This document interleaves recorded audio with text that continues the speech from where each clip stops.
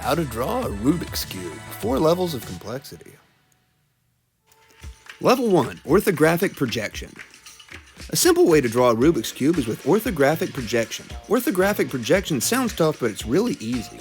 It's a 3D drawing, so all lines go in one of 3 different directions, this way, or this way. To draw a cube like this, you must keep your lines parallel.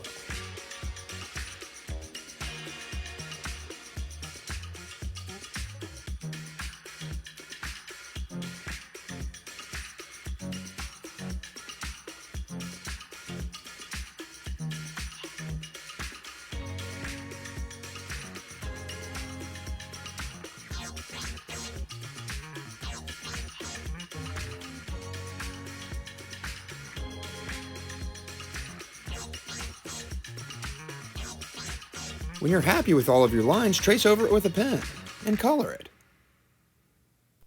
A lot of students try to draw Rubik's Cubes this way. Only about 25% look right. Why do most of them look wrong?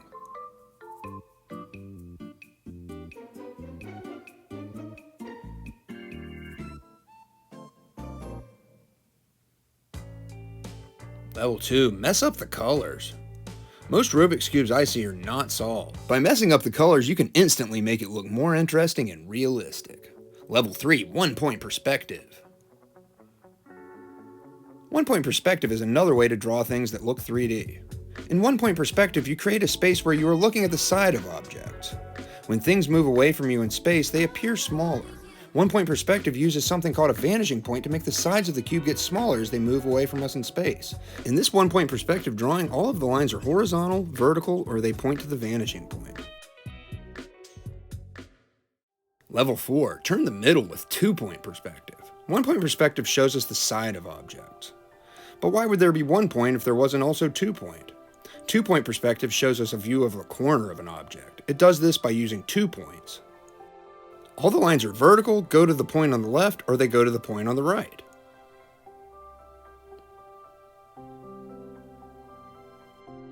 We will start in 1-point perspective and draw the bottom layer. We will draw the next layer in 2-point perspective. Start with the bottom of the layer, which is a square, but because of how it's turned in space, it looks more like a diamond. All of these lines should point to a vanishing point. Thicken the layer with vertical lines. Connect some lines to the points.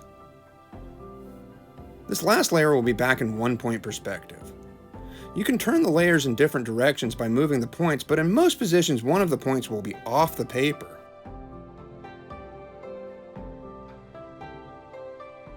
As an extra final touch, thicken the black lines a little and round off the corners of the squares.